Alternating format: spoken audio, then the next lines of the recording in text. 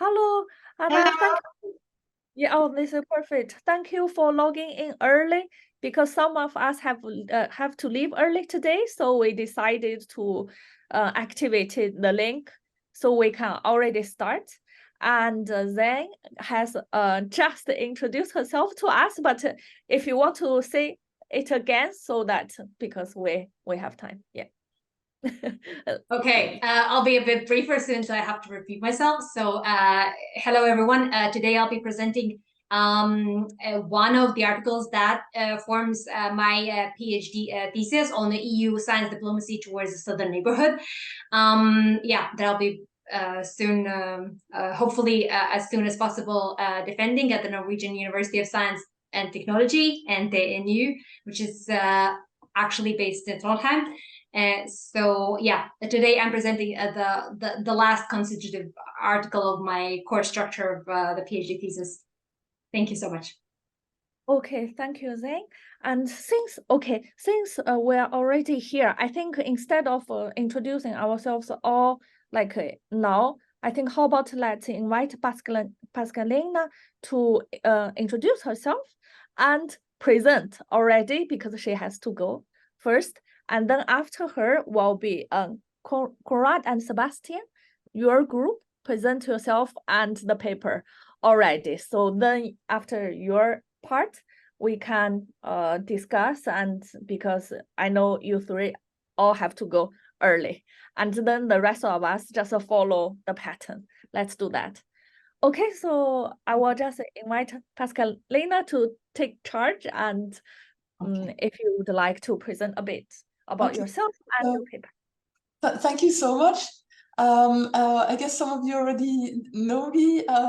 Natalia certainly has known me from, I don't even know how many years, from when we were in Australia, New Zealand, working with EU centers. I'm currently a director of studies at the College of Europe in Natolin.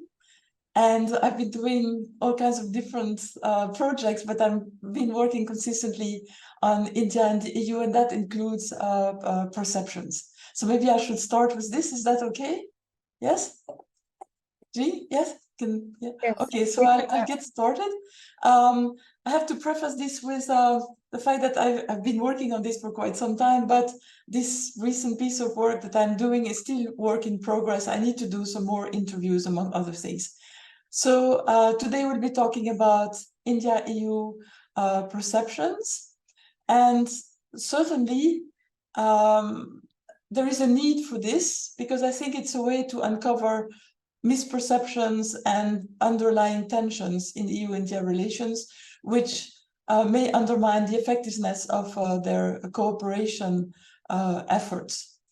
I will especially focus on Indian perceptions of the EU today, but if you have time, maybe I'll be able to cover some more things here.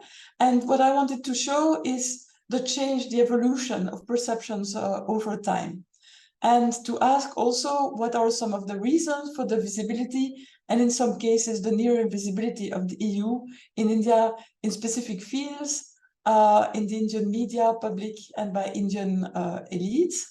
And we could ask ourselves whether recent developments such as Brexit, the refugee crisis, the 2018 adoption of a joint communication on an EU strategy on India, the COVID pandemic, the EU recent focus on the Indo-Pacific, the war in Ukraine, and now the 2023 Indian landing on the moon have played a role in the evolution of Indian perceptions of the EU and the self-reflection of India in relation to the EU. Now, of course, I cannot address all these topics, but certainly this would have to be in the final work. So we could ask ourselves whether the EU is viewed positively or not, is it visible or not, and in which areas. There's a survey that was conducted by the Pew Research Center in December 2013-2014, which showed that 25% of those surveyed had unfavorable perceptions and of the EU, and 4 in 10 voiced no opinion. This is just one of the ways to show that the EU can be relatively invisible by some of the Indian public. But a perception study in which Natalia participated and Karine de Vergeron as well.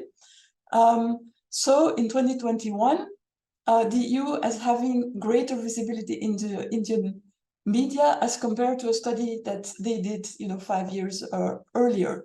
And this seems to be linked, among other things, with the EU being more involved in the Indo-Pacific region, and the fact that there's now also an EU strategy for the Indo-Pacific.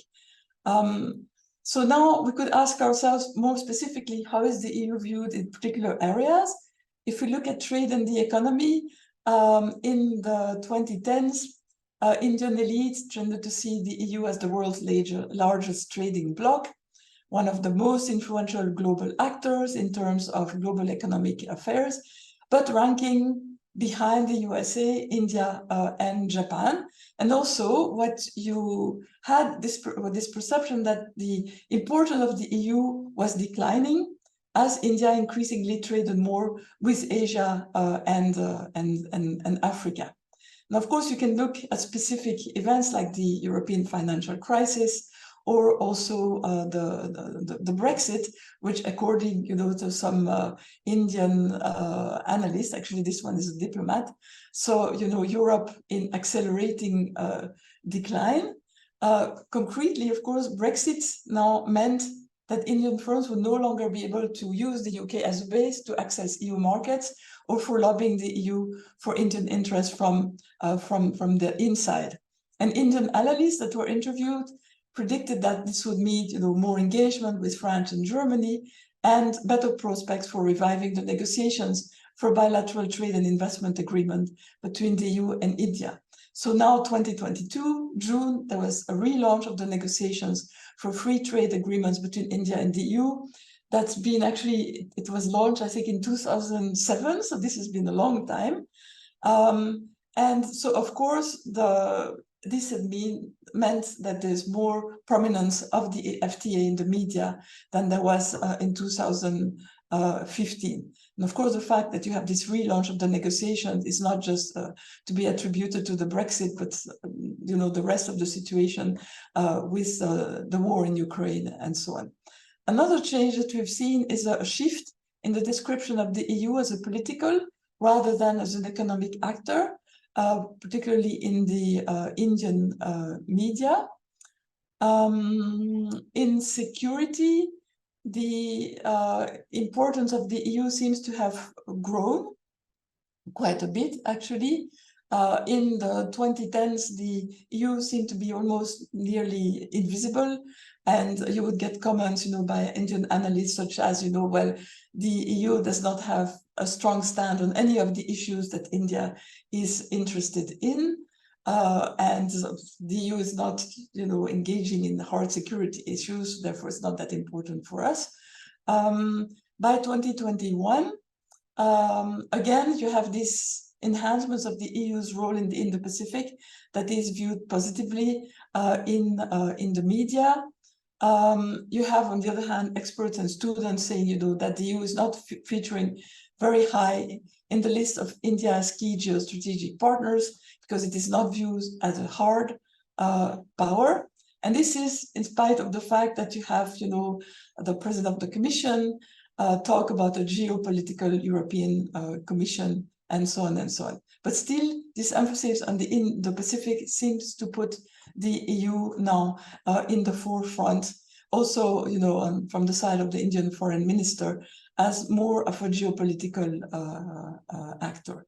So India seems now to envision a European contribution to, to security in the Indo-Pacific in both traditional and non-traditional challenges. There is, however, the war in Ukraine and the reaction of the EU to India's attitudes to the war in Ukraine that has led to some anti-Western sentiment in some Indian quarters. Then if you look now, the EU as a model of regionalism in the 2010s, if you looked at, the interviews conducted with various elites back then, you could see that the EU was seen as a fascinating experiment that had not yet been successfully attempted by any other regional grouping. It was the pacification of violence on a continental scale. And you had some of the Indian media and political elites aspire to organize Asian regional cooperation based on the EU model. On the other hand, you had others who were saying, well, actually, we owe nothing, to the EU model whatsoever, because what they have is a kind of postmodern security structure, and two foreign, and their idea, of the EU is foreign to Asian countries such as India, which see sovereignty as the primary base of their foreign policy. And I remember interviewing the Indian ambassador to the EU, who told me, we're at the stage where we're trying to build ourselves, so we will never be colonial again.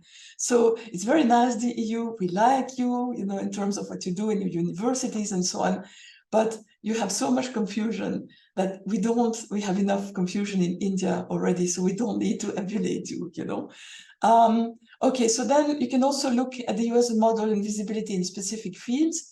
In international development, I wrote, an article about this actually in an issue together with Sebastian and Maurizio Carbone, and an issue in global affairs.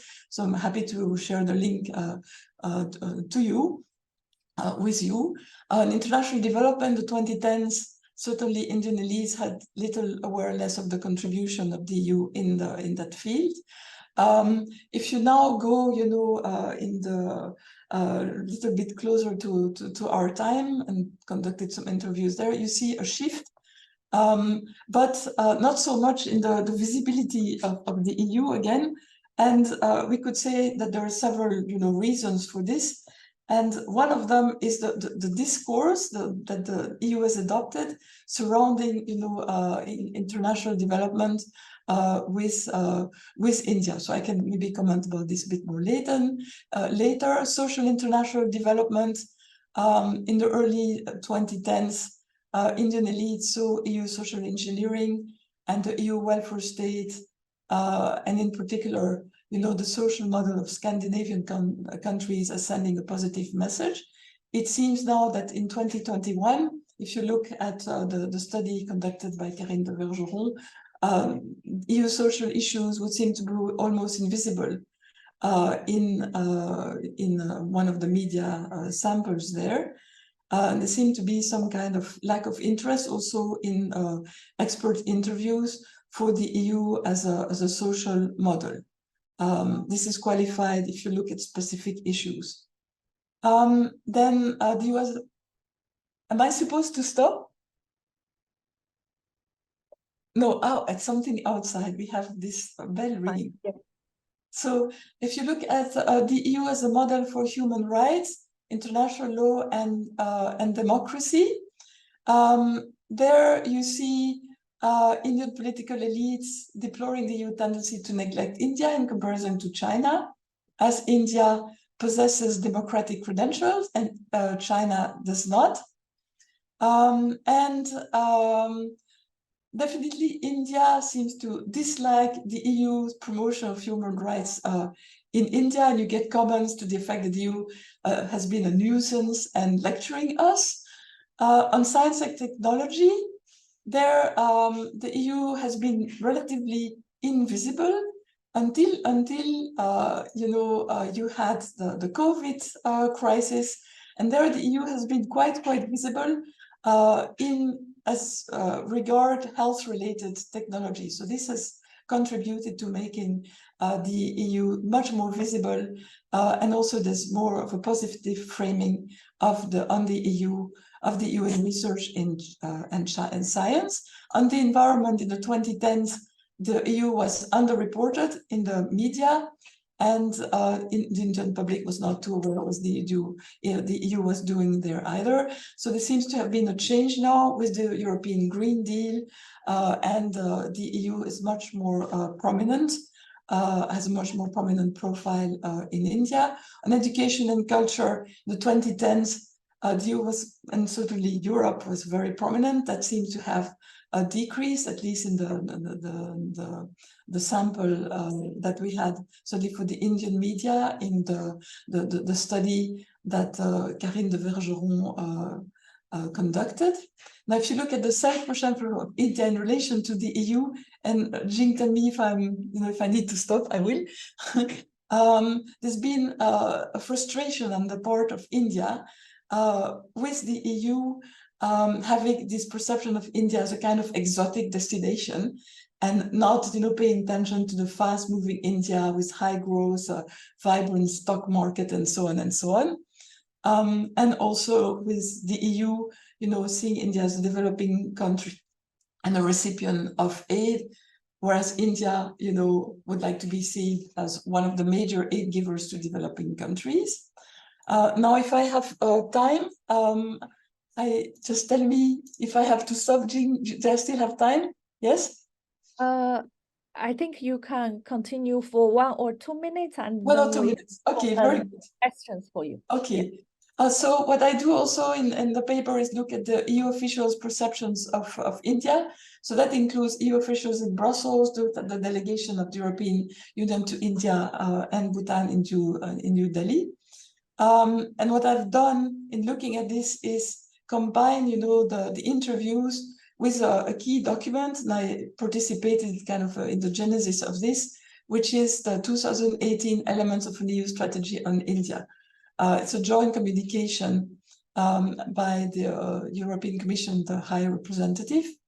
And you can see a shift in the discourse, of the EU toward India and the perceptions.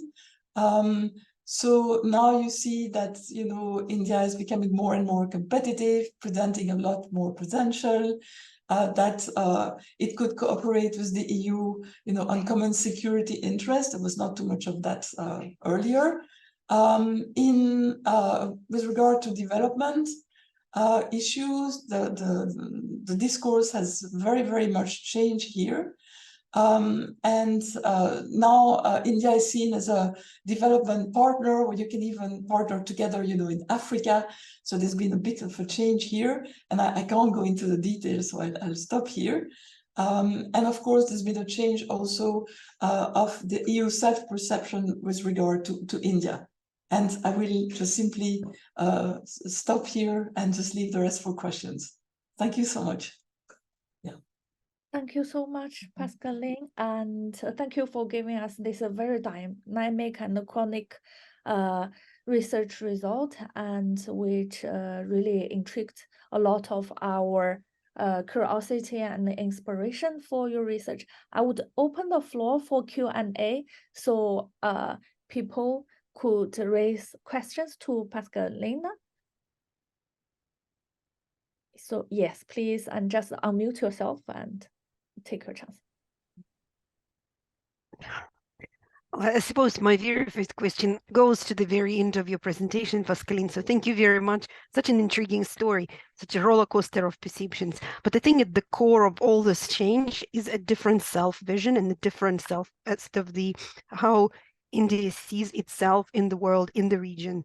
And as a leader of Global South, so I was just wondering if you mentioned the war in Ukraine, but if just your thoughts, we don't have yet the data, but do you think that the leadership of the Global South and what we observed in G20 and how India now calls itself Bharat rather than India, and this is a very strong post-colonial discourse, what's your prediction? Where was the perceptions of Europe and actions obviously informed by these perceptions could move? So you think it's specifically related to the war in Ukraine, Natalia? Yes? I think the war in Ukraine, maybe I'm wrong, was definitely a catalyst of something which has been already in brewing for decades, as you've just observed. But I think the war in Ukraine served as a major trigger for even more of that self-reflection in much more strong and looking into Global South specifically. Maybe before it wasn't that big, but now it becomes a formulation. Yeah, so you mean on the side of India, more particularly also. I would say it's a game of mirrors. You will certainly understand this, right? I had Harsh Pant come and speak to us, in the wake of the war in Ukraine. And of course, the elephant in the room was, so what about India, and its attitude towards the war? What is their perception and so on? And so, of course, he came with the traditional Indian answer, which is, of course, we depend, well, we have this conflict with China, and we depend a lot, on Russia, for the weapons and so on. And then I ask about energy, and the great deal that India is getting for energy in this particular field, right? And so there, the answer was a bit more evasive, let's say. So I think India is adopting an attitude of very much, this is our own interest, this is what we're going to do. We have some economic challenges, and so if we can get cheap energy, we're just going to do it. At the same time, we are going to develop our partnerships, diversify our partnerships, and including with the EU, France especially also, which is an important partner in the Indo-Pacific, with actually French citizens there, and so on. And the reaction of the EU has been very interesting. It's to first blame India, but at the same time, say, oh, we want to negotiate, this free trade agreement with you, even though it's been in the books since 2007. And also, I read an article, was it by Stefania Benalia, I think, saying, India disagrees with the EU, but that's okay. On Ukraine, but that's okay. No. So is it okay? I'm not quite sure, but this seems to have been actually pretty close to the discourse that we have in Brussels. We agree to disagree, even on something as fundamental as the war in Ukraine, because our interests, seem to align in the Pacific, for example. So I don't know. Again, I have not done the interviews on this, so. But I need to, because this would be very interesting. So maybe we can do something together also. That's something we could look into. So that's it for the answer there. Yeah. Thank you, Pascaline. And any others have questions for Pascaline? Because I think she needs to go soon. And I would suggest Konrad and Sebastian to present after this question session, because they have, they also are restricted in time. So any more questions for Pascaline? I would encourage people from a different institute to raise your questions, because in case otherwise the same institute, people can have more chances later. Just to, how about Anna and Natalia, if you have questions? Natalia already raised. Yeah, Anna. One short question. Yeah, I enjoyed your very thoughtful presentation. I was considering this idea you mentioned of India decolonizing itself. It's an important topic. It's an important discourse in India. It actually dominates this discourse, the internal sphere. But I would like to see your position related the erosion of democracy within India, and how this is perceived by Europeans, because we are policymakers, European policymakers, because somehow we face similar difficulties, and it's not very easy to talk about it, because it's an internal product of our democracy, all this ethno-nationalist, populist discourses we face in both parts of the world. What is your interpretation on it? It's okay. In what direction will move all this related, this common element, democracy, which can unite United States, India, Europe? Yes, it's a very important political message all the time. And okay, so you mean on democracy, but seen from a European perspective, and how India is a democratic country? Is that no? My assumption is that it's an erosion of democracy, so it's lost its power both European and Indian. That was the assumption of my question. Yeah, okay. Maybe I'm wrong. I don't know. Your thoughts about it, yeah. Yes. Okay, the erosion of democracy on both sides. Well, so first of all, when the EU talks about India, it says, we have things in common. And one of them is that you're a democracy, right? We share values and so on. But then if you dig a little bit deeper, it's not quite that. There's been, of course, a criticism of Modi's, policies in the region. I mean, you can look at the media, for example. But this seems to be kind of toned down, where you try to negotiate this great agreement on trade, for example. So there's also different discourses about India. So on the one hand, you say, we graduated India from, bilateral assistance, for example. And you have, India can partner with us in all kinds of things. But at the same time, you have officials in Brussels saying, but India is still a developing country, And then with India itself, looking at itself, it's just vis-a-vis the EU. It sees the EU, I mean, until recently anyway, things have changed quite a bit lately.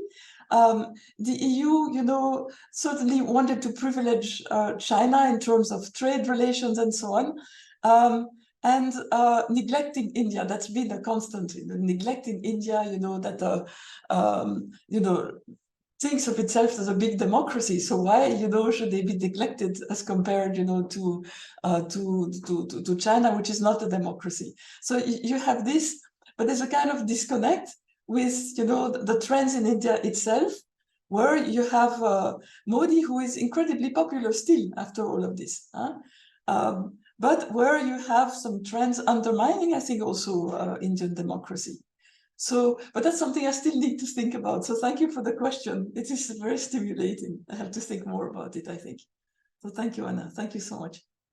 Yeah. Thank you, Anna, for the question. And thank you, Pascaline, for responding to your question. That's wonderful, because I would like to try to make everyone has 2 questions, let's say, so they have a bit like interaction. So now I would like to invite the group of Sebastian and Konrad to present your research. And after your presentation, you can, either like, open the floor for questions, and also you can respond to Pascaline or ask her questions if she's still here. So yeah, please. Thank you so much. Allow me to maybe introduce ourselves and this presentation that we have. And first and foremost, thank you so much for having us today. Both me and Sebastian right now, we are working at the College of Europe in Natolin. Sebastian is a senior academic assistant, and I am just an academic assistant. As you see, the title of our presentation is EU-centrism and the debate on the global gateway and the relevance of shaping perceptions, and it is based on the content of a draft of an academic paper of the same title.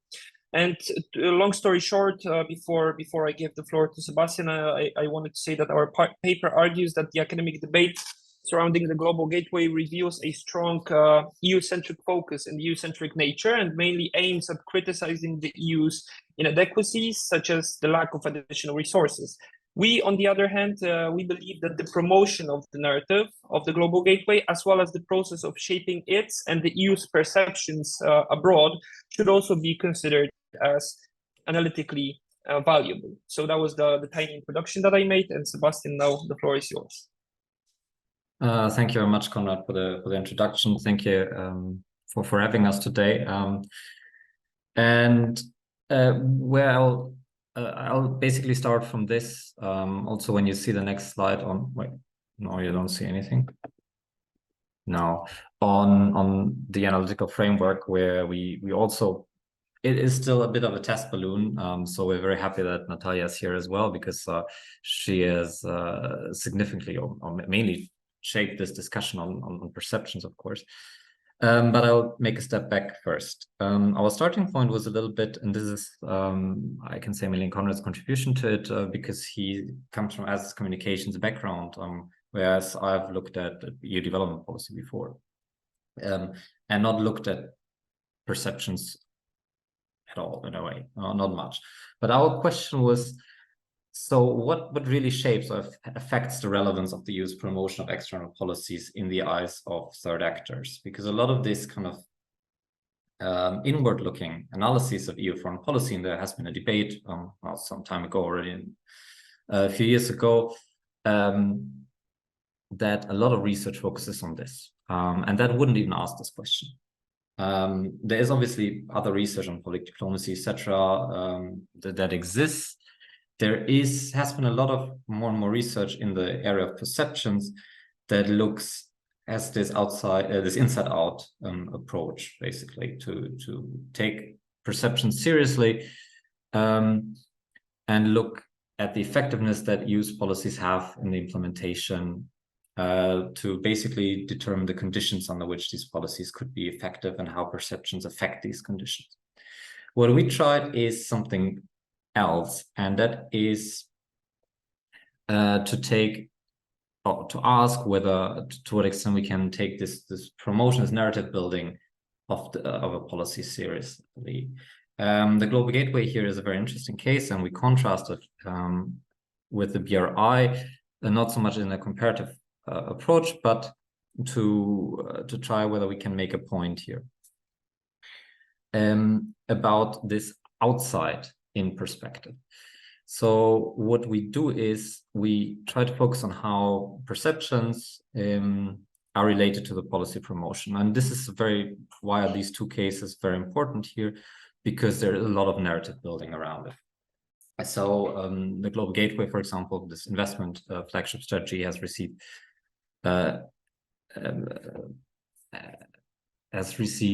so much publicity as no other development initiative, which it is, in fact, before. And people have looked at it from different points of view, and I'll come back to this in a second. And we were asking, we are wondering whether there's a relevance here. And what we did, and this is now our first attempt, is we draw on a very recent framework that Natalia and Ole published, I think in JCMS it was, where they theorize the location of expectations. We don't look at this part, to be honest, but we take these two concepts, that they theorize expectations and perceived performance, the perception of performance rather than the performance itself, but we argue that there is a link, of course, and try to pivot this against the promotion, both of the BRI first and the Global Gateway. And Konrad says a little bit about the BRI, because here we can see both already, the expectations and the perceived performance part. So Konrad, the floor is yours. Thank you so much, Sebastian. And yeah, as pretty much Sebastian said, we believe that the Global Gateway cannot be analyzed in void. And while the Global Gateway is not promoted as a response to the Belt and Road Initiative, and I think Federica Mogherini made it very clear, the Belt and Road's existence as a competing option for a policy intervention provides a reference point whether the EU wants it or not. Thus, the Global Gateway's promotion could be assessed in contrast to the BRI, because the process of promoting and executing the Belt and Road's vision brings about many conclusions, or could possibly bring many conclusions on what to do and what not to do while promoting such a massive connectivity initiative. And for us, one of the most important sources of expectations regarding the BRI were the speeches of Chinese officials. And as we see in one of them during the 2017 Belt and Road Forum, Xi Jinping stated that under the BRI, we should foster a new type of international relations, and all countries should respect each other's sovereignty, dignity, and territorial integrity, each other's development paths and social systems, and each other's core interests and major concerns. Also, Xi Jinping, in another speech during another Belt and Road Forum, very clearly highlighted the need for win-win outcomes and common development. In addition to that, in many speeches of Xi Jinping and also Wang Yi, so the Minister of the Foreign Affairs of the People's Republic of China, in spite of the fact that the BRI was usually presented as a brand new initiative, but in their speeches, the emphasis was also put on the fact that the Belt and Road indeed is a natural successor of the original Silk Road, which brought about the development of trade and the cultural exchanges between Europe, Asia, and Africa many centuries ago.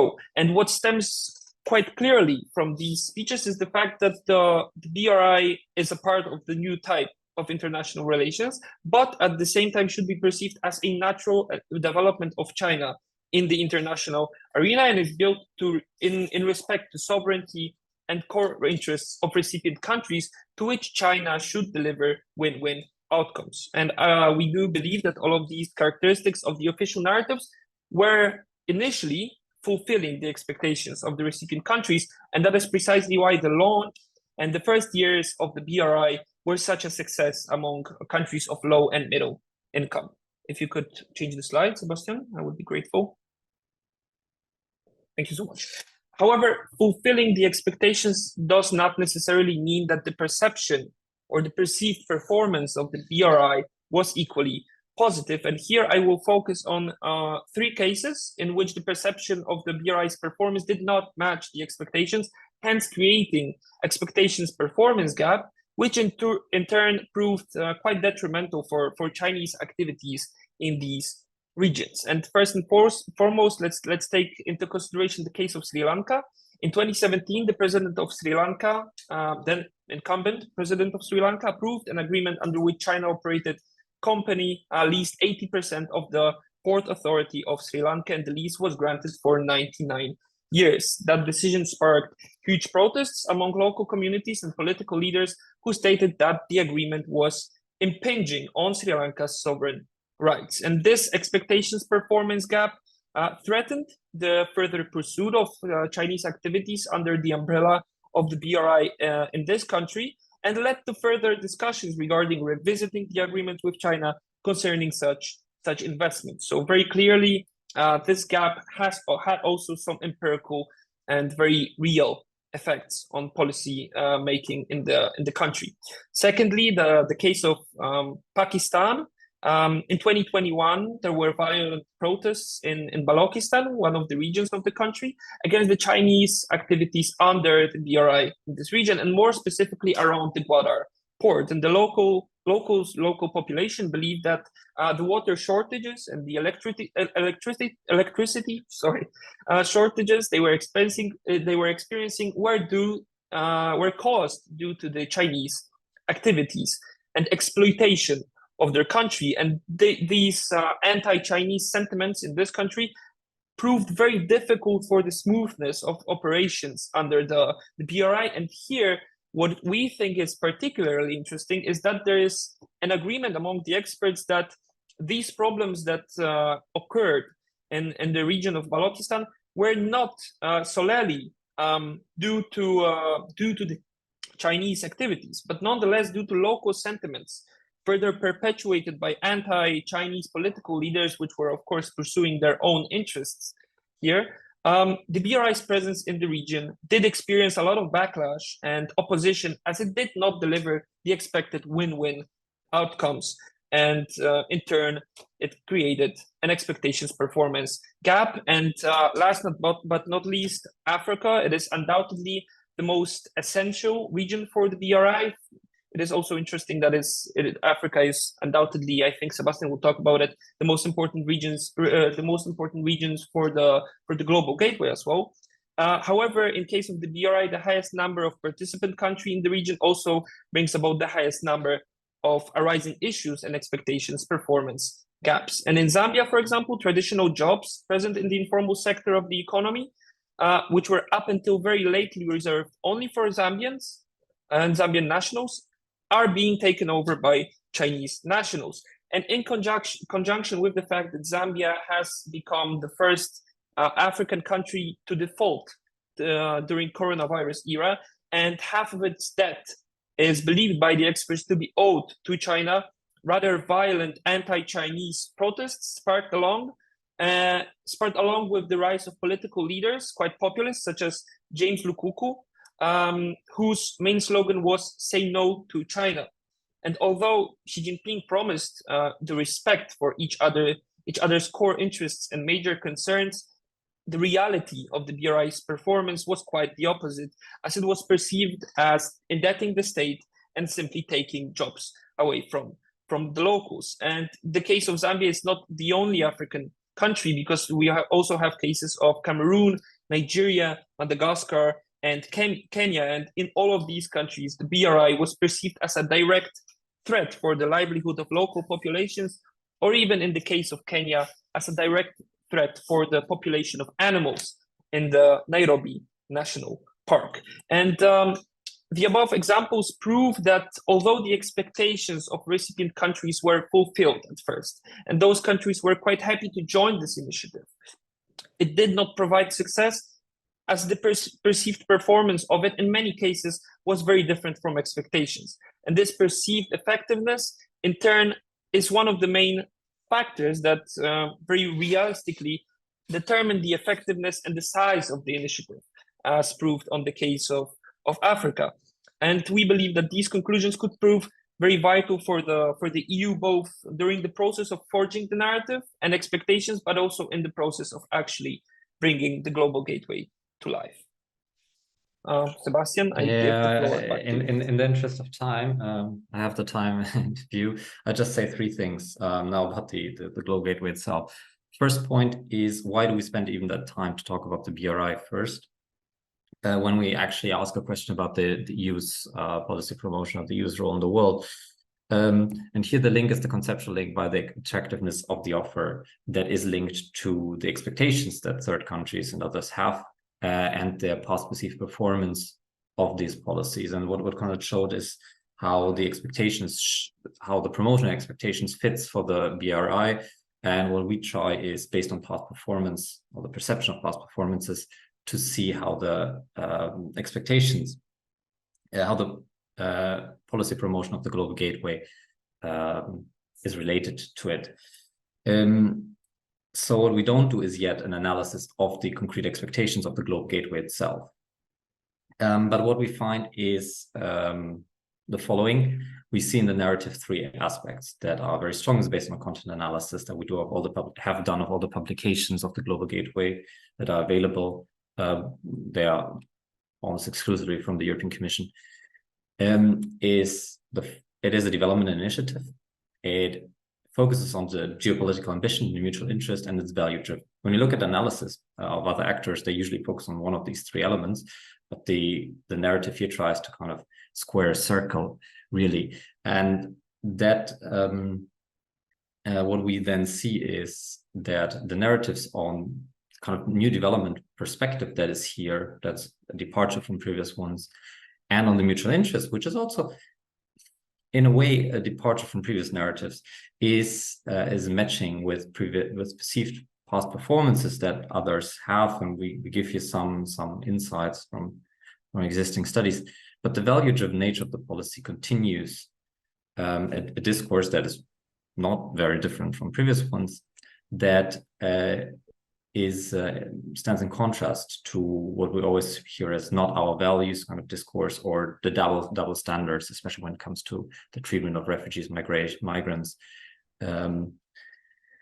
but also other aspects of trade deals, regional integration, etc. So that brings me to just one word of conclusion. And we're not very developed here, so we're very open to any comments. There are I see two main narratives that are often pursued here. One is to say, you know what, the EU foreign policy is a value-based policy, or the other one is, if you want to have a geopolitical policy, drop the values.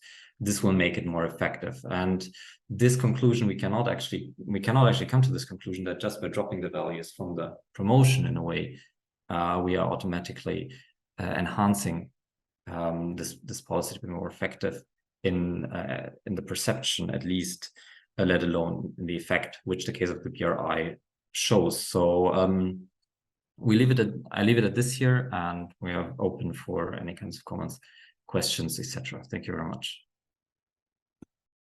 Thank you very much for your presentation, and I will open the floor for questions. So please directly ask them questions so that they can respond. Yes, Zane, Anna, and Natalia, any questions for their research?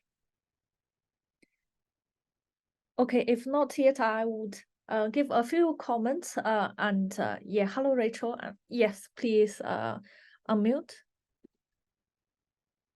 Hi, can you hear me? Yeah, Yeah. please, Rachel. Yeah, my name is Rahel. It's not Rachel, by the way. Oh, sorry. Go ahead. It's fine. It's a common mistake. Sorry. I have a question and a comment that I hope it's not long-winded. I'm really interested in knowing how you have measured these perceptions. That's because of my own research. I'm trying to do the same, and I haven't found the proper tools to do that. So that's my question. I did take a picture of the slide, one of your first slides, so I'll be reading some of the work that you've referenced to. But yeah, how do we measure these perceptions? And my comment has, I hope it doesn't get too long-winded. So my idea of this global gateway is in fact that it's been a direct response to the Belt and Road Initiative, not least because there were some deals that were signed on the African continent, to have this Belt and Road Initiative partnership between China and some African countries. And then we saw this global gateway initiative be presented by the head of the European Commission.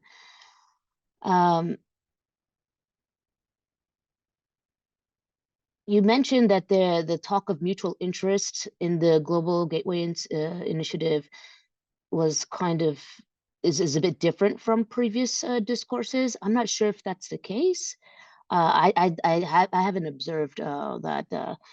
I just feel like it's, just a use of concepts, political terms to legitimize or justify the Global Gateway Initiative over the Belt and Road Initiative. That's really how but it's always been within discursive framework of development cooperation and international partnership that the European countries, the EU, hopes to develop Africa in terms of some type of mutual interest or values. And then in regards to, the option of dropping values to make it more effective or not, I think a lot of the contradictions or the paradoxes that comes with, like you mentioned, the migration policy, definitely it's not about dropping values because, those who are partnering with China appreciate that China, respects sovereignty or doesn't use normative values to pursue its development initiatives or whatever projects that it's doing. I have honestly, and this is totally, I guess, maybe my fault. Maybe I'm not looking at it, closely enough, but I honestly just don't know of any actual projects that have been implemented under the Global Gateway Initiative, that at least something that would be different from previous international partnership agreements, trade agreements signed between, my focus is mostly on Africa, like Africa and European countries. So, I mean, how are we then able to then measure these perspectives outside of what have been the perspectives that have existed beforehand? One. Two, if we're going to measure these perspectives, then we have to take into consideration the fact that many, post-colonial actors, the elites, especially on the African continent, also view past initiatives of development, initiated by Europe or implemented by European states as being ineffective. So I think it's of paramount importance that we take this into consideration instead of starting from the Belt and Road Initiative to, and to talk about, okay, there's contradictions with what they say and the perceptions of it.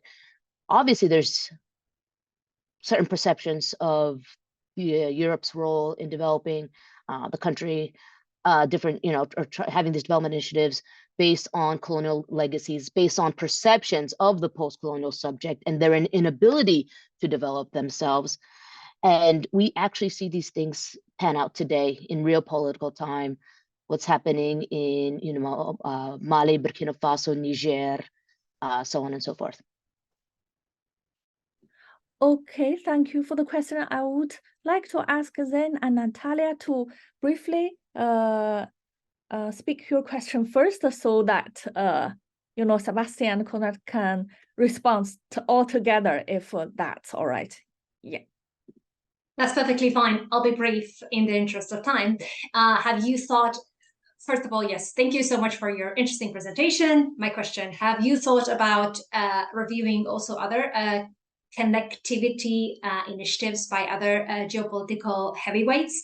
If you wish to look at some of the existing research, I'll just put in the chat box my latest publication on the matter. Thank you so much. Thank you very much for using the concepts Ule and I have been developing for a couple of years. I found it's probably not a question, but more of a reflection and the comment. I found it very intriguing that you are linking the narratives, the projected narratives towards the formation of perceptions, expectations, of course. And I was wondering if in your theorization, you looked that narratives could exist on different levels, that could be systemic narratives about where the actor is in the world and how it relates to other world actors. The narratives could be identity narratives. And obviously in the European Union case, we see very strong identity narrative. There are also issue-specific narratives on a particular policy. And yeah, so these different levels actually could interact between each other in a different way. And then the expectations build up could be expectation not just to narratives, but to specific levels of narratives. And sometimes on one level they could work well, but on different levels they might actually not work well. So I thought that might just, you don't need even to, I thought that might be a more nuanced consideration into the input. The narrative might help you in your theorization. Just a quick comment. Thank you. Okay, and Sebastian, Konrad. Thank you very much. I'll take them in reverse order. So Natalia, thank you very much. That's true. We have just on a methodological point, just done a very rough content analysis without delimiting the narratives that we found in the context to these levels. So are there any filters so far? Then those filters that we considered relevant from a more discursive point. So that's a very interesting point, which we'll take into account. Zane, thank you very much. We have not looked at other, VRI, because this brings me to the first comment by Rahel, because we do see, despite the narrative, this as a reaction, or in reaction to the VRI. So this was actually confirming a little bit our view. To what extent? Because you will find also in the discourse other connectivity strategies, especially the US one, and it's becoming more and more. So this is actually an interesting point that I will also take on board. Thank you.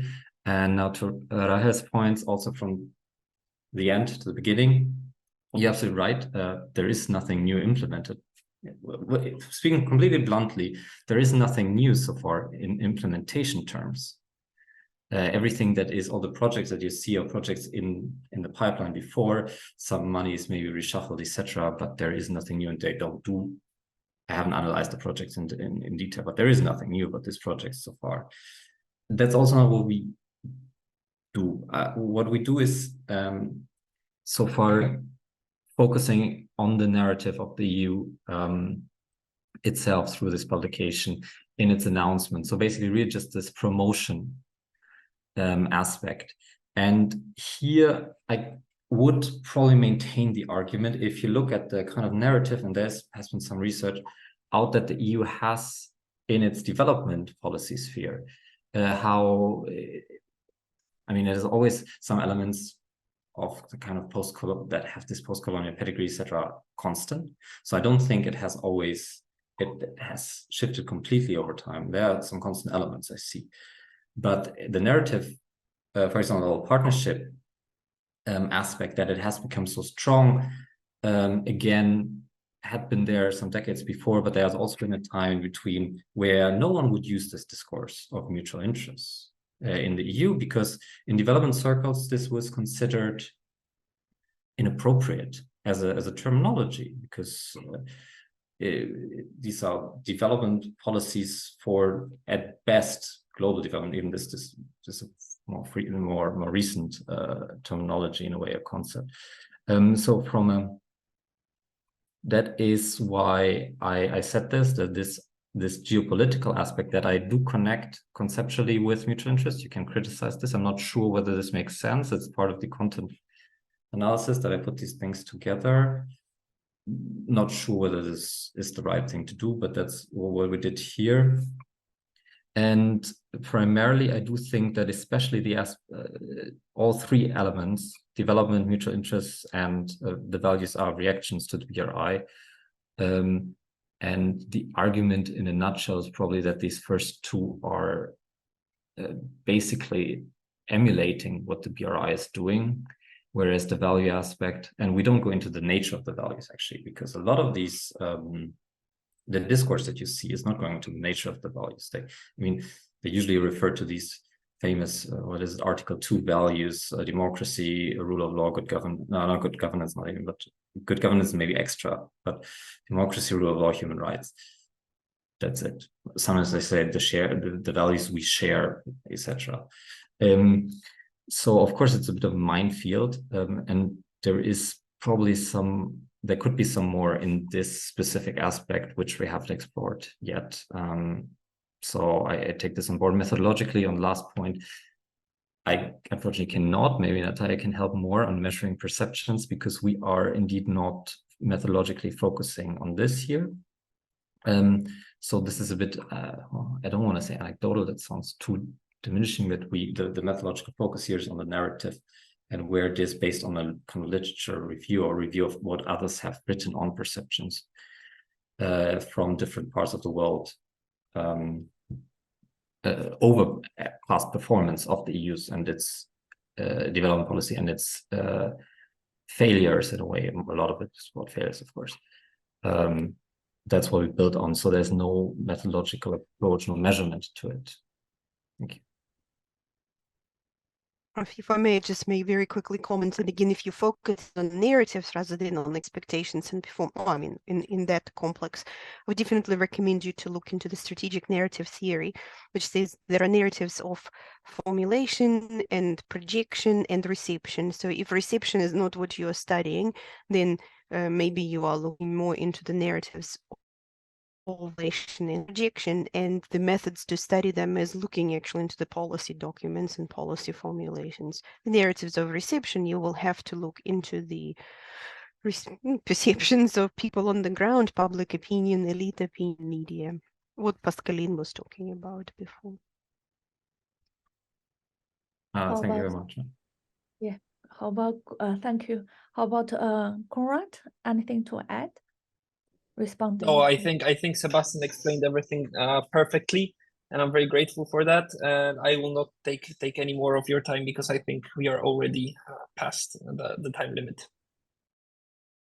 Okay, thank you very much, and thank you for also being conscious of time as well, because I know some of you might leave at any point.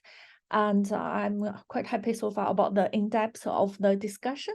And I think let's welcome Zane to present finally. And she was originally the first one, and she has very kindly to accommodate the order of speech for others. So please, Zane. Thank you. I'll start sharing. Yeah, please.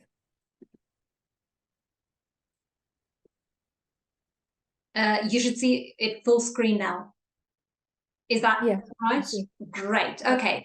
Then you can see here the title of my today's presentation and my paper, The Aspiration Towards Centrality in the European Research Area, the European Interest in Bringing the Southern Neighborhood into the Picture. No, it's not exactly full screen. That's a bit annoying. Okay, you can see the visual quite clearly, right? Yes, it's a big enough for us. Okay, so to concisely introduce to my chosen topic, research intensity is interwoven in the development of virtually every contemporary societal challenge. Incentivized by the EU policies, programs, and instruments, European higher education and research institutions choose certain passages on how to develop solutions for diverse contemporary challenges. Understanding the prevailing motivators for fostering international ties with peers located in geopolitically volatile contexts provides a more nuanced picture of the driving forces of contemporary knowledge generation. The effects of politically defined steering measures on knowledge generation become better understood. So, in studying how and why Moroccan and Tunisian higher education and research institutions are included in EU-funded consortia, this article examines the following research question. How does research cooperation help to achieve the overarching goals of the European Southern Neighbourhood Policy and the European Research Area? The research focuses on the period starting from 2014 until 2017, after major upheavals caused by the Arab uprisings. This is the period of an attempted establishment of some normalcy and a return to more routine conduct of the EU relations with the European Southern Neighbourhood, where the EU Southern Neighbourhood Policy and the European Research Area play a notable role.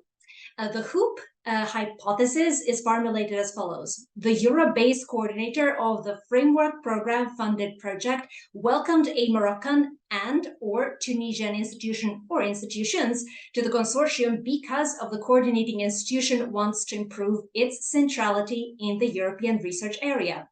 The HOOP test takes a conscious step back from a relatively narrow preoccupation with the two chosen policy frameworks, namely the European Research Area and the European Southern Neighbourhood. The hypothesis introduces professional and strategic motivations to the comprehensive inquiry into project manager routines.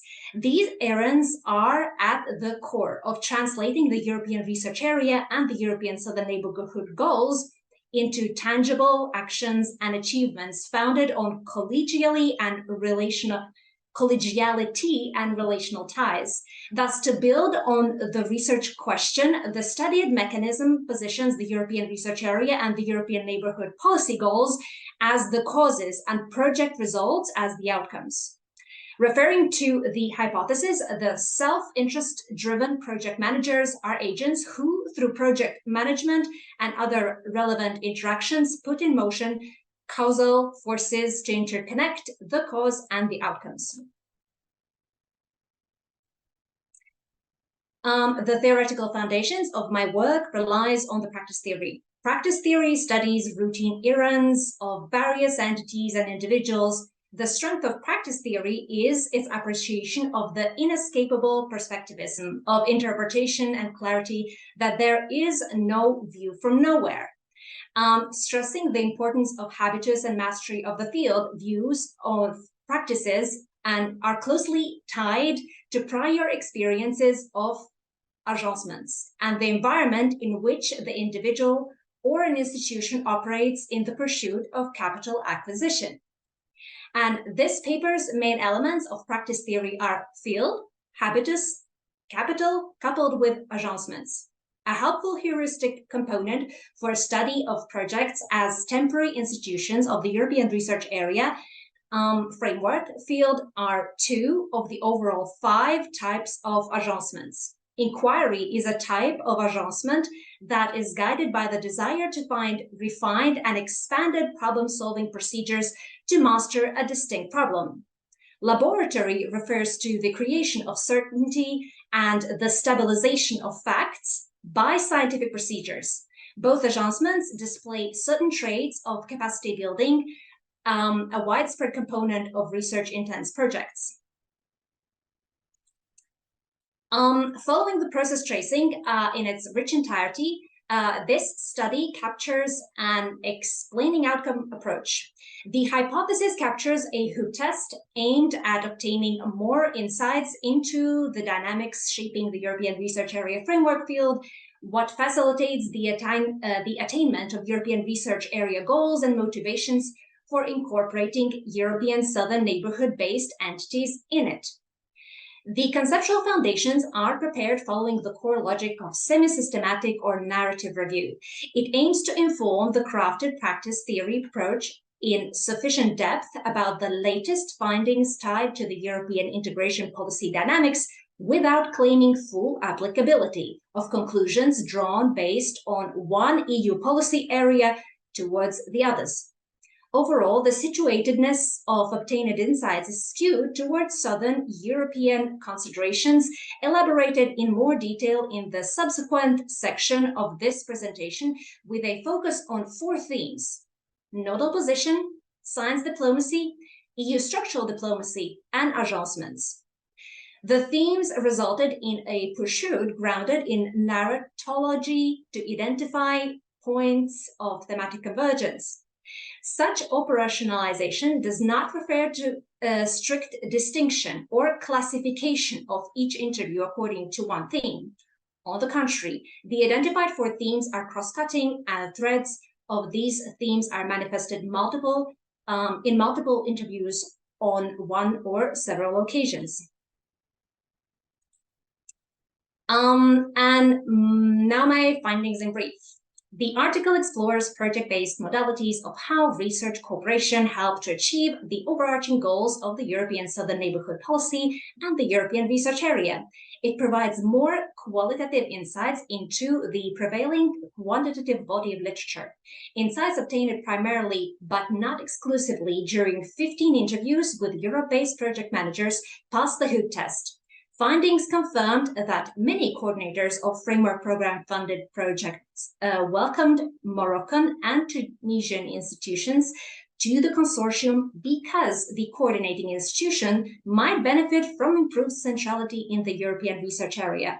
However, taking into consideration the generic feature that passing a hoop test does not significantly increase certainty in the identified explanation, a more extensive exploration of expert views from other parts of Europe would be useful to further argue about the reliability of the findings. These aspirations to increase professional or institutional nodality in the European research area framework field or internationally do not serve only the immediate interests of project managers to enhance their standing and prestige and acquire additional capital. The striving to outreach facilitates access of the European Southern Neighbourhood entities to international expert circles and advanced research resources. Additionally, the interest of Europe-based coordinators to increase their position as a nodal point for domain-specific or Mediterranean research serve the European research area goals to remain a remarkable intellectual space of international expertise and an international point of gravity, attracting the brightest minds and facilitating cutting-edge research to tailor specific solutions to challenges encountered in Europe and its neighborhood. Science diplomacy is widely known among European project coordinators. However, its role in their considerations tied to project implementation is secondary. Experts with long-standing international experience see science diplomacy as an intrinsic element of professional engagements, but not a primary concern. Priority is given to the quality of the research. Thus, science diplomacy considerations are not prominent in the recent practices of capital acquisition among key beneficiaries of EU project funding. This is slightly surprising finding because most respondents came from Spain and France, countries with explicit science diplomacy positioning defined during the years when the examined projects were implemented. These national developments did not have any impact on the EU-funded project implementation. An attempt to detect the potential change in the role and weight of science diplomacy in agent strategies for navigating the European research area and pursuing prestige-enhancing projects could be to discuss the role of science diplomacy with project managers from Spain and France after the European science diplomacy agenda is published by the EU. Perhaps this guidance document will bring new considerations to how project coordinators master their capital acquisition strategies and value the European research area habitus in their future pursuits of consortiums and aspirations towards centrality in the European research area framework field. Project managers are agents of the European research area who advance the EU structural diplomacy. They do so by introducing European Southern Neighborhood entities to the intricacies of the European research area habitus, such as project planning, financial reporting, crafting of research deliverables, and the latest research techniques and approaches favored in Europe for addressing societal challenges. This structural power is not ad hoc. Despite some challenging encounters between Europe-based project managers and the European Southern Neighborhood-based entities, many interviewed agents of the European research area associated with prominent higher education and research establishments in Europe confirm interest in cooperating with the European Southern Neighborhood institutions or specific colleagues in the future, and actively seek or have already found appropriate project calls to apply and receive EU or other funding. Such continuity in the EU structural power projection potential is attested not only among Europe-based Mediterranean research hubs with long-standing collegial ties to the southern shores of the sea. It is also expressed by project managers located in other parts of Europe. It is expected that the European Southern Neighborhood will continue benefiting from access to diverse hubs of expertise in the future. However, research on Horizon Europe projects would provide more definite answers to this detected potential. By bringing into the conceptual picture not only established practice theory elements such as field, capital, and habitus, but also more recently crafted agencements, it is possible to discover the role of specific actions and deliverables of the project and how the approach chosen by project manager contributed to their implementation in cooperation with the European Southern Neighborhood entities. Along the lines of the inquiry agencement, European Southern Neighborhood colleagues or European managers have contributed to the co-creation of research-intense solutions to some of the most pressing challenges faced in the Mediterranean setting. Following the logic of laboratory agencement, European Southern Neighborhood Consortium members provided data and research input to clarify some scientific standpoints on societally salient topics. And to conclude, thank you very much for your attention. If you wish, here is a brief list of my recent publications. Thank you so much. I'll conclude. Thank you very much. We're very impressed by your very clear presentation and about science diplomacy and how you did the research, the surveys, and as well as your publication. So I will open the floor to questions. And actually, I would suggest, like before, like we say all the questions and then respond all together, because just I'm again conscious of time. Yes, please. So anyone can just unmute yourself and.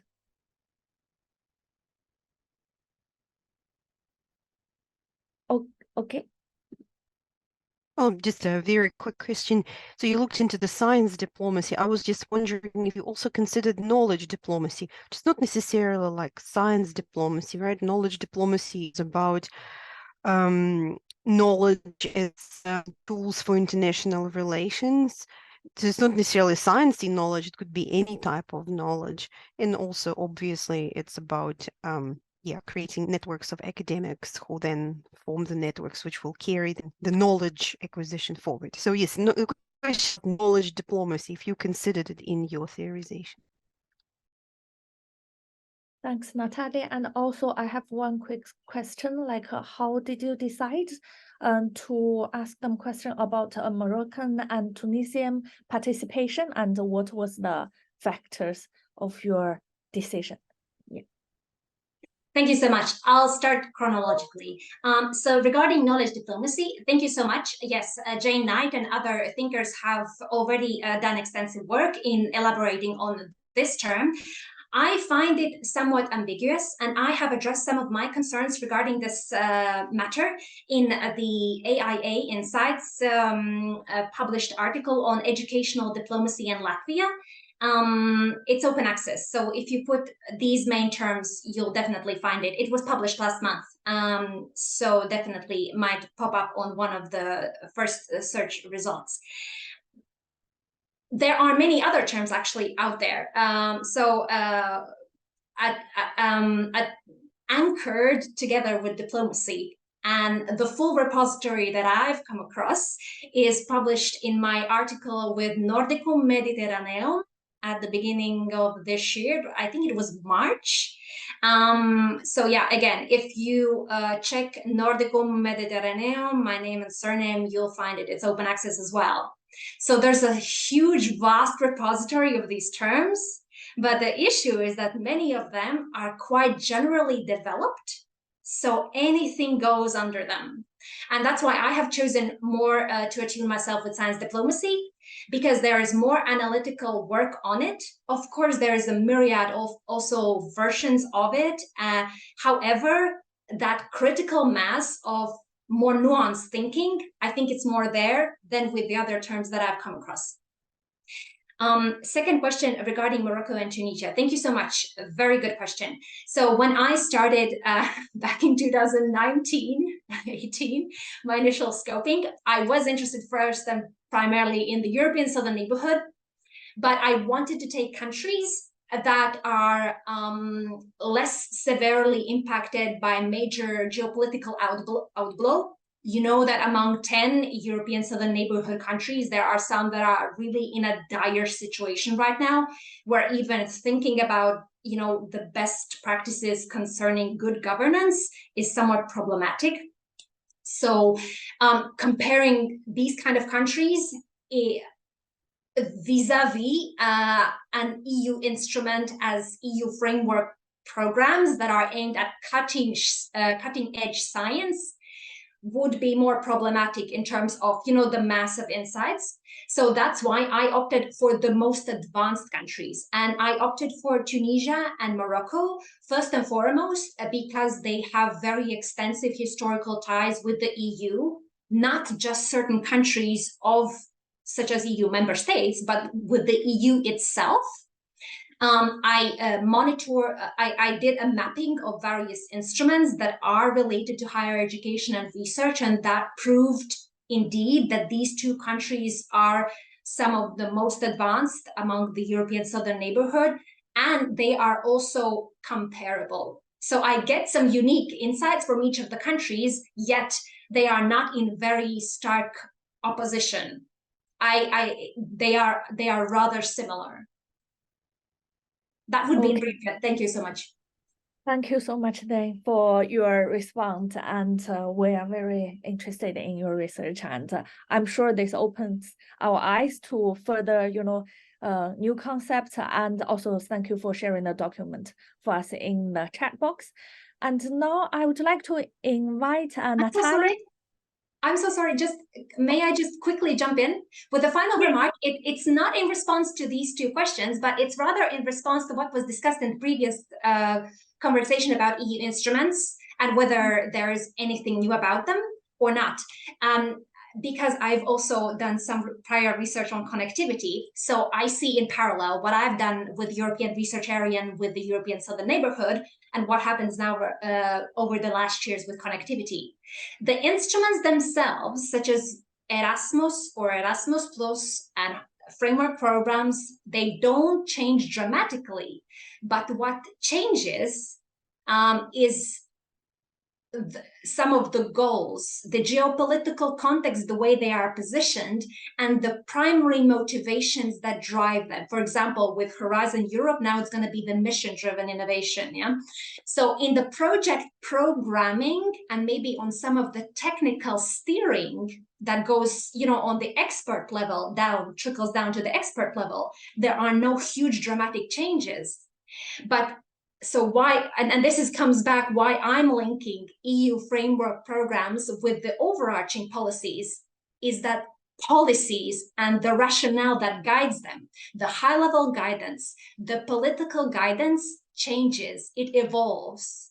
And I think it's a matter of linking those two, that expert level daily routines with these overarching guidances, why that expert level intellectual investment matters so much, and why it matters not only for those 3 years that they implement the instrument component of it, but it matters for longitudinal advancement of EU goals, 5 years, short-term 10 years, mid-term 20 years from now onwards. Thank you so much. That would be it.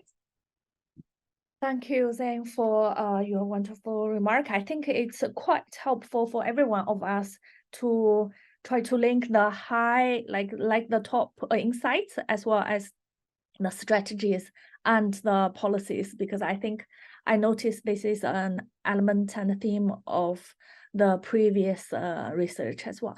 So let's welcome Natalia, and if Natalia could also very briefly introduce yourself, because we haven't heard your introduction yet.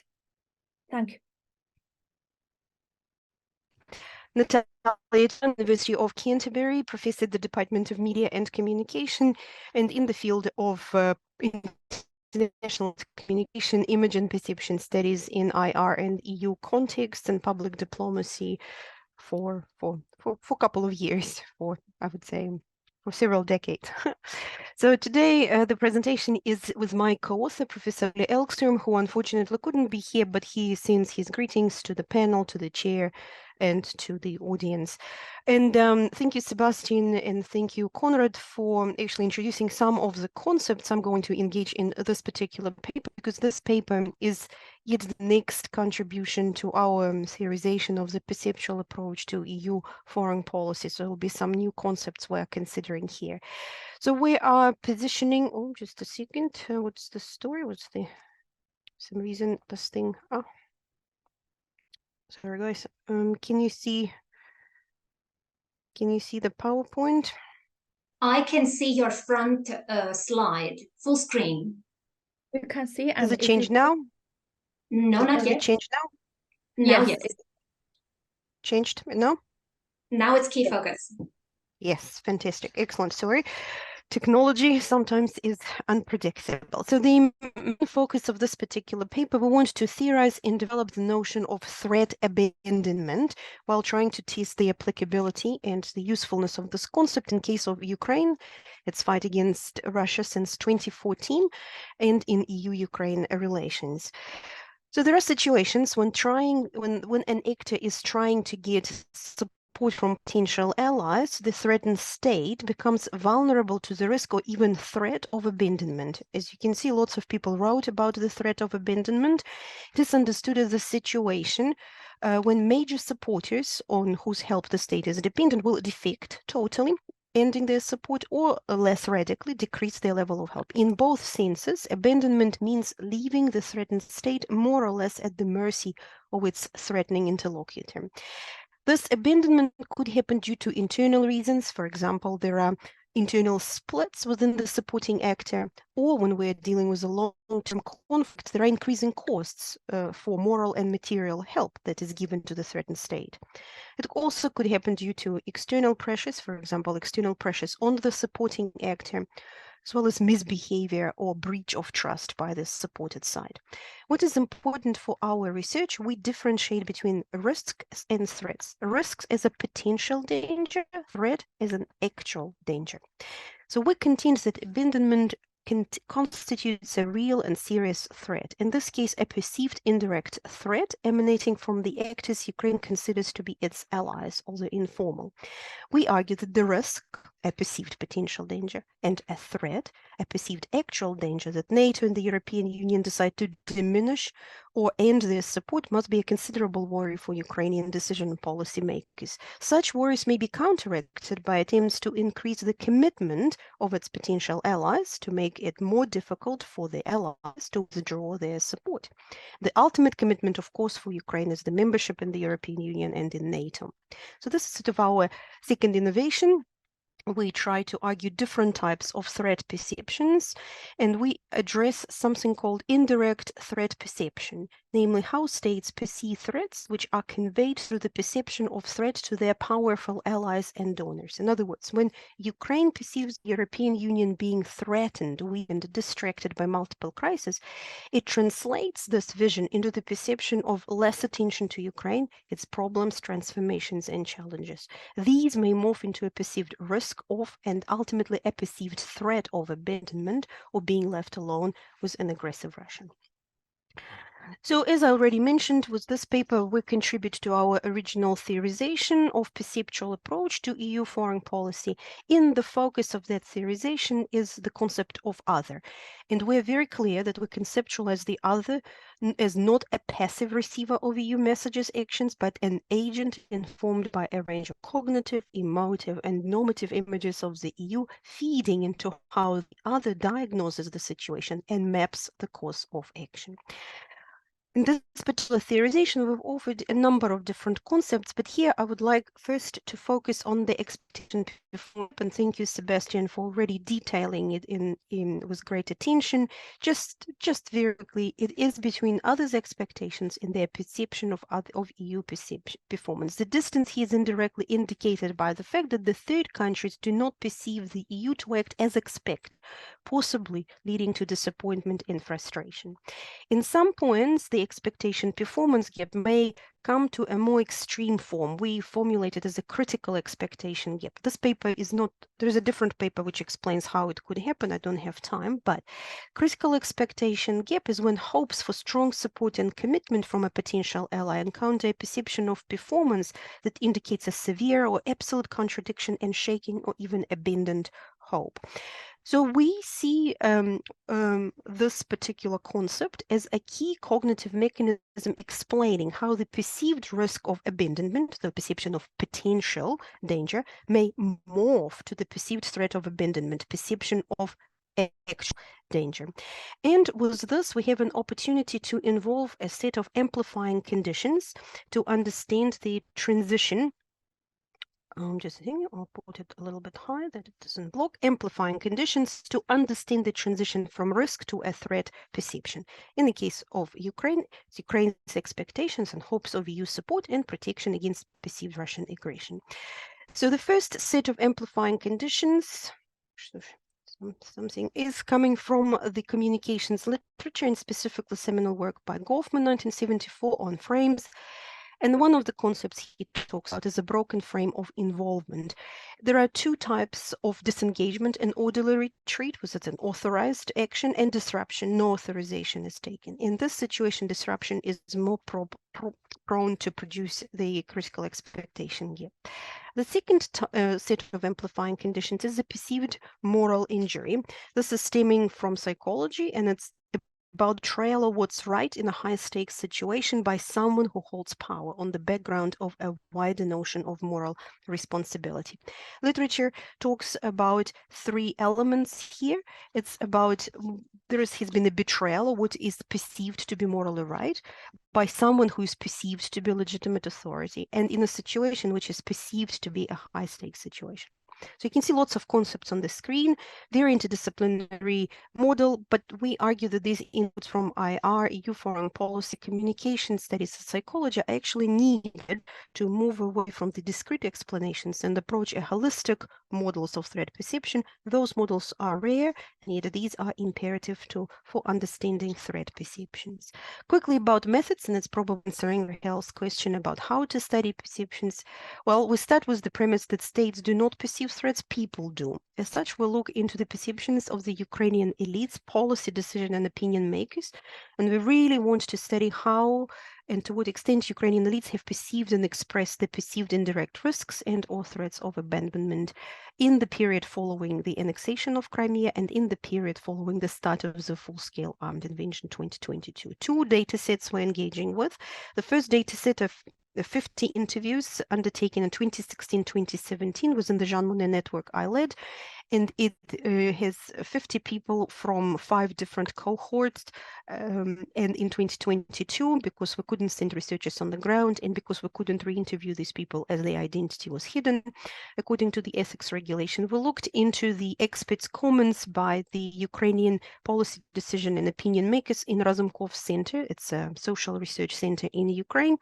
110 comments in 2022 after the start of full-scale invasion. 53 of them referenced EU member states, EU-Ukraine relations. So we have 50 interviews, 53 comments by the elites, a good comparative sample. Of course, I don't have time to introduce the findings. What I want to attract your attention to is the upper row.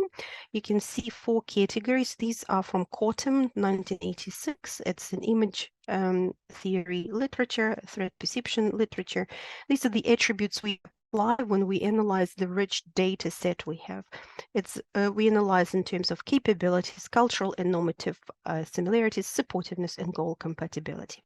And just from this visual representation, you see that 2016 and 2017 has lots of red colors. Something is not going well there. While in 2022, we have lots of green arrows. Something has improved there. So what happened? Let's have a look at the very quick summary.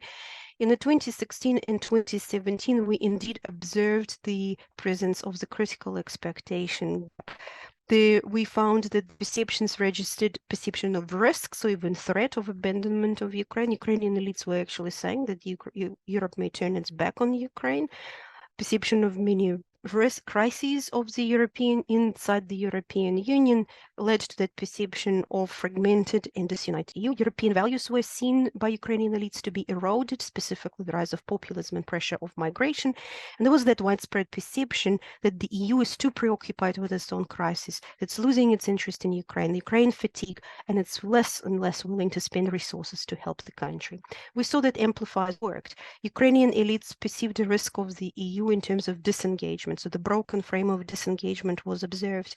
And also in terms of moral injury, there was perceived lack of empathy and low degree of understanding.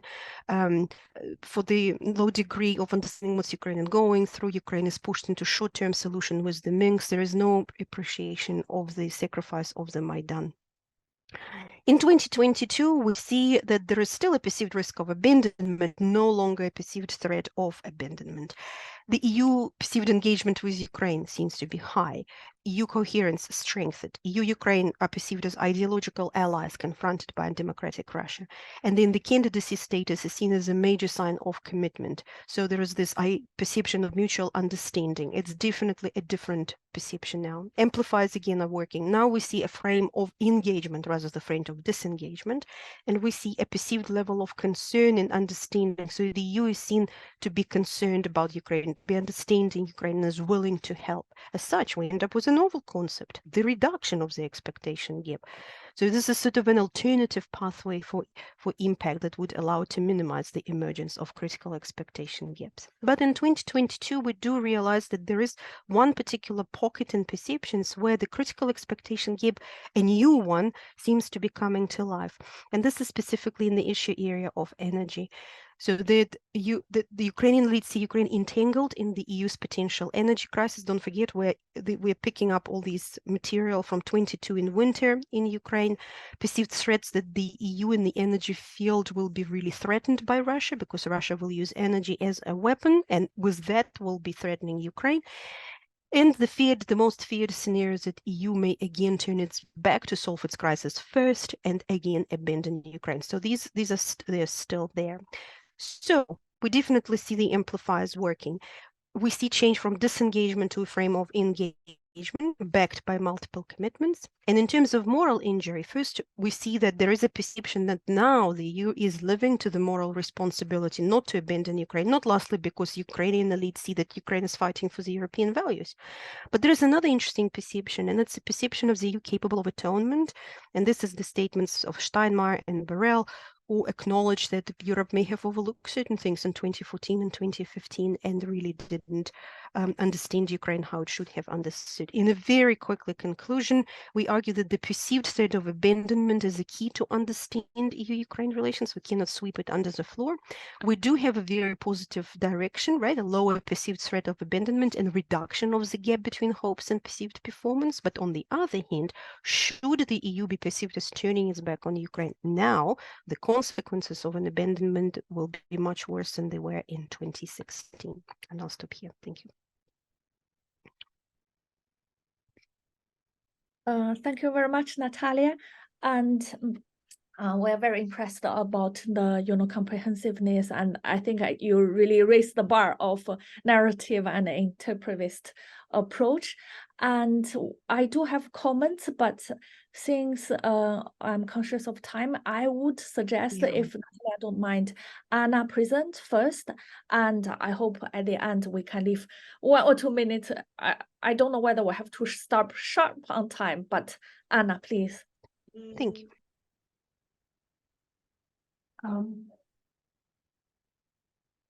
Okay. 1 second. I hope.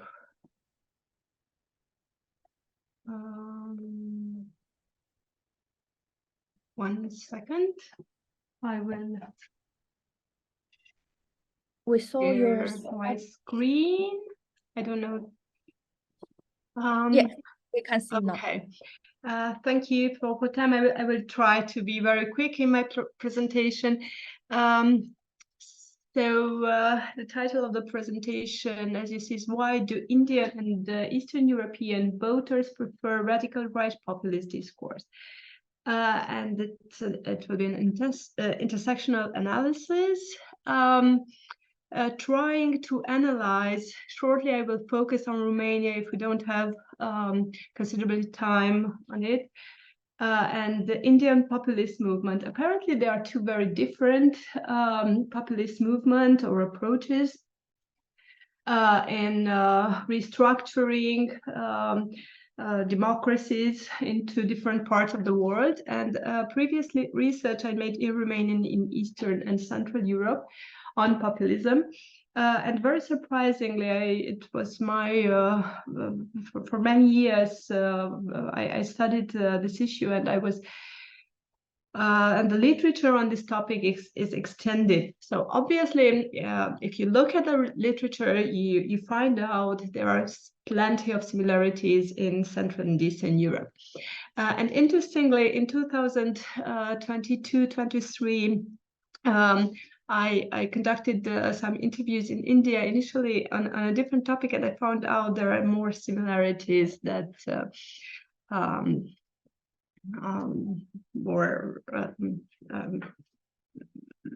apparently showing up on the first view.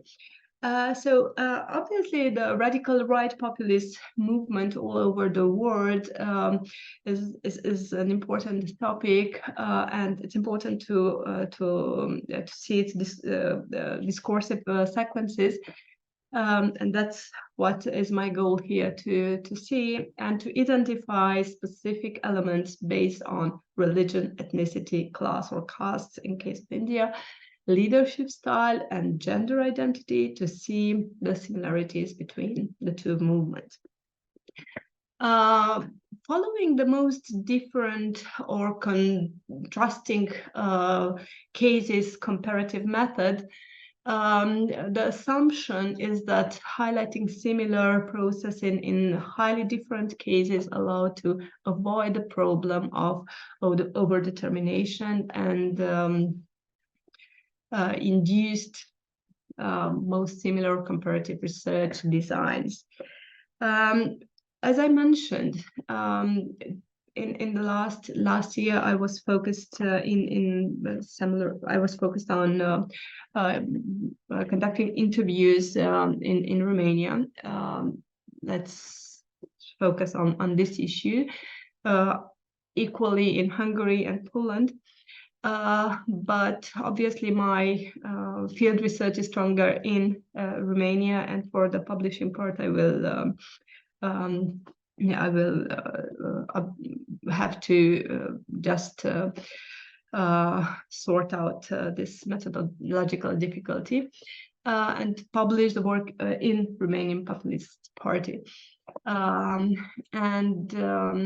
research question for the present paper is, despite being deployed in completely different contexts, does a similar intersection, namely ethnicity, religiosity, leadership style, and gender, structure the discourses of both Romanian and Indian Populist Party? Obviously, the literature on populism from 2000 at least is extremely extant, and the way we define populism is vary considerably. But there are two constant elements: this focus on us, the people, vox populi, and the image of other. So the legitimacy is obtained by the voice of the people, and the politician must be accepted as serving of the people, and for as such, the politician should change their authoritarian the approach on authority to be less morally engaged and normative in their approach. And the voice of the public must be always taken into consideration. Opposite, it's more complex a bit. I will not enter too much on detail, as you probably know the literature. This image of others, which is constructed historically through the nation-building period and after. But what is particular in nationalist populist movement is we have the idea of corrupt elite, economically, morally, juridically corrupt elite, and they are portrayed as the others. Obviously, just mentioning from a methodological point of view, these others might be equally ethnic minorities, religious minorities, and so on and so forward. But all these images are first and foremost in populism are subsequent element from the main image of other, which is a political corrupt elite. The literature is very extended on this area, and it's very risky to enter in all the literature. I will not make now a literature review, just mentioning here that I will focus on authoritarian populism, this right-wing populist movement, and I believe it's a movement, social movement first and foremost, and political movement, obviously. It built up discourse about government that can be adopted by actors across the entire ideological spectrum. And as far as we know, in Central and Eastern Europe, but other parts of the world, we have left-wing, right-wing, populist movement, and many elements can now be engaged in so-called non-populist mainstream elitist political movements. I would like to just present the history of populism in Romania. You might be less familiar with this topic. I'm sure the main assumption about Romanian political life is the ex-Ceausescu regime. Ceausescu regime was a ethnic nationalistic communist regime, obviously.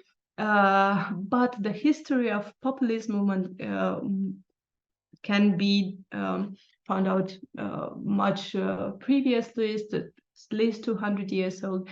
Elements of populism can be identified. But what is interesting, after 1989, the birth of post-communist Romania is generally a pro-Western, pro-EU, pro-NATO, pro-European discourse.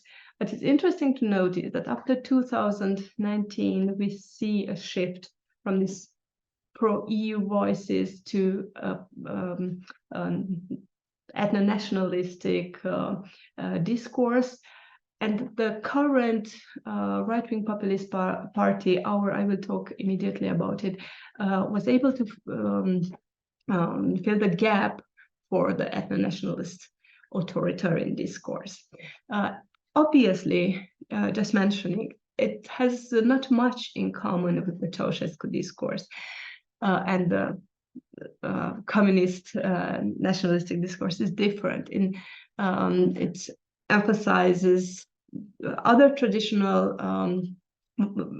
social values and build up a new image of other, which are obviously the current political spectrum.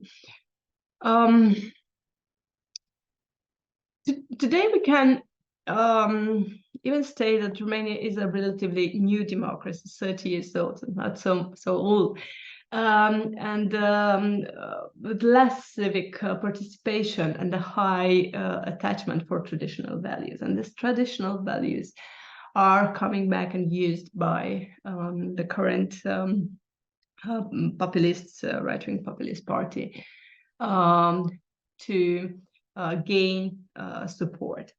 It's an anti-Western propaganda to criticize the European Union and was able to gain within a few months 10% of, in 2019, 10% of the parliamentary votes. And in the last survey, the popular support for the Alliance for the Union of Romania is between 23 and 24. We will face election next year.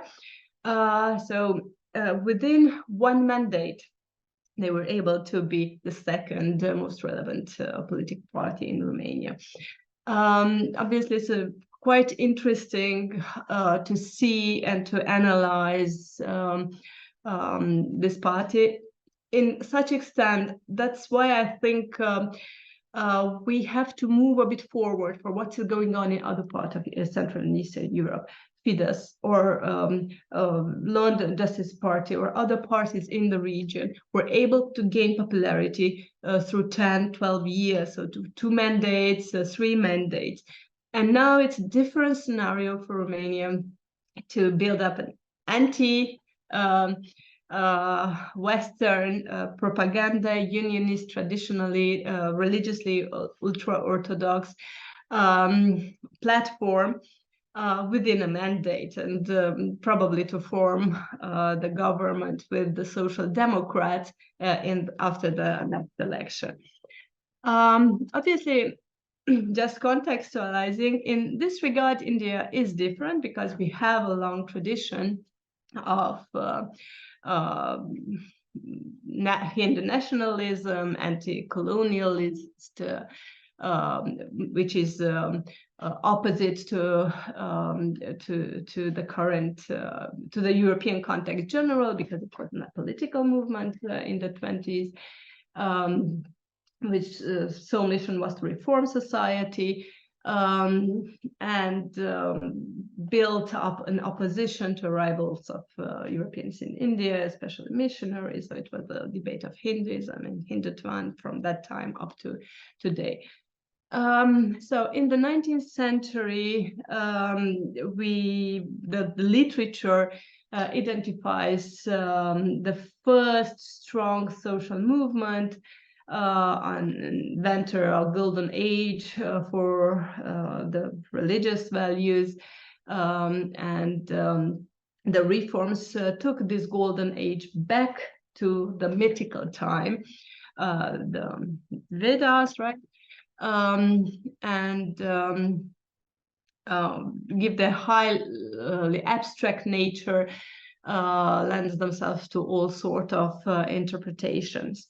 Of course, from the 19th century up to Mahatma Gandhi and Indira Gandhi epoch, we have different phases of populism in India, and quite different one from the other. So if we want to find a common element here, I would say this building up this mythical past which we were able to see in Central and Eastern Europe, in the Fidesz government in Hungary, nowadays in Romania, obviously in India. It is one element we can add to our intersectional analysis. Okay, so if you want to, just a very brief presentation here, just very superficial, but just to have a common element to talk about. If you want to, my personal research, previous research on this field and surveys, we collecting data from all this, I would generalize shortly saying that if we would like to analyze what it means to be today, to be Armenian today, it's obviously a moving back for nostalgia of this mythical past, which started to be the Ceausescu regime, for the voters aged between 50 and 70, so this nostalgic time, they were young, obviously, the young generation, which haven't had the experience of communism, but can build an imaginary on it.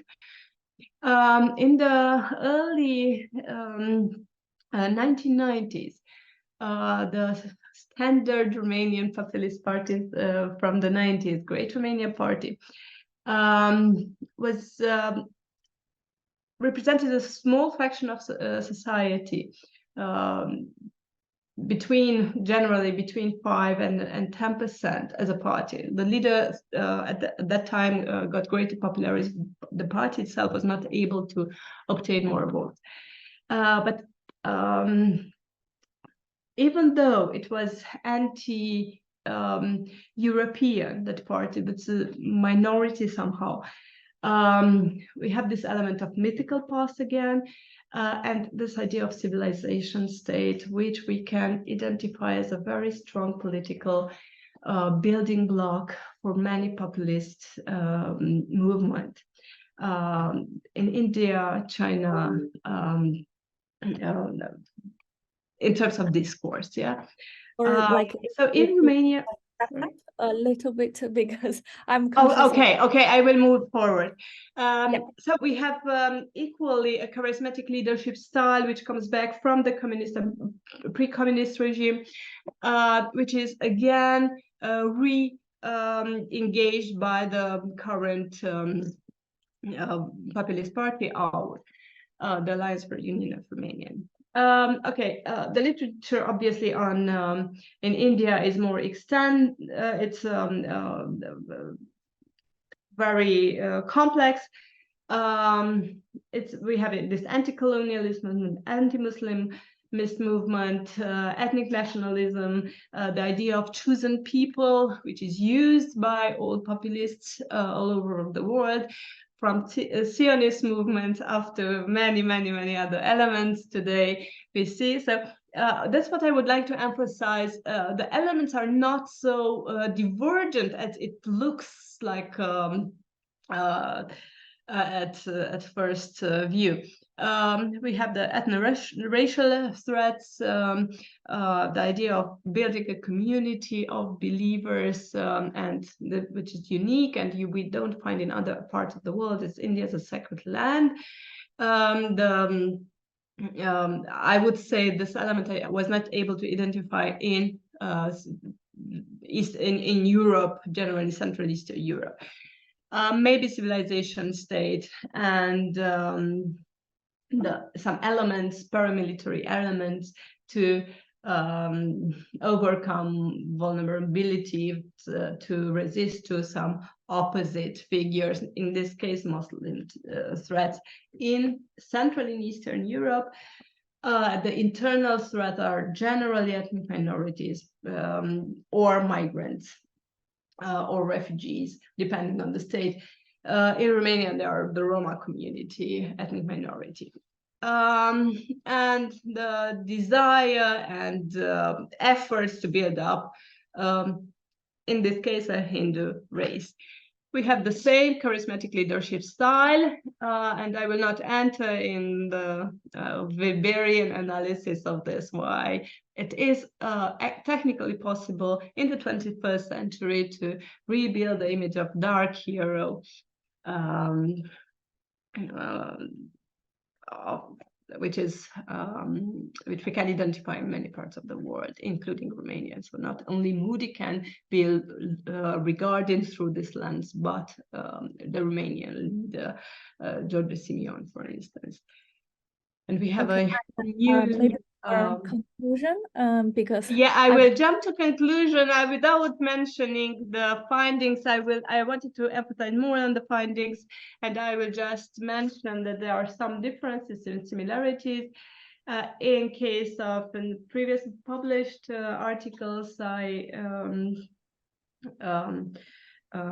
was through my interviews, I find, and surveys find out that in Romania, if we want to look at the perception, for instance, of authority and rebuilding of the state, we have some elements, including church, school, family, in which the political spectrum, the existing political system is not so representative, and the party itself wants to rebuild through this traditional value system and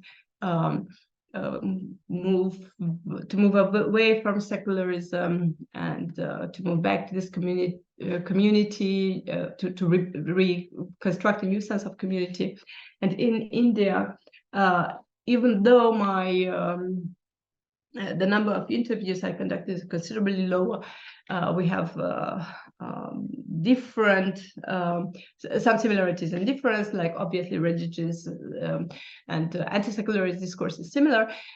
Gender and sexual orientation plays an important role, and moving back to the traditional role of women, race, ethnicity, and class. And we know here we should make some distinction between class and the race and ethnicity, and the particularity of caste system and class system in India, and how the Moody government and BJP was able to play a double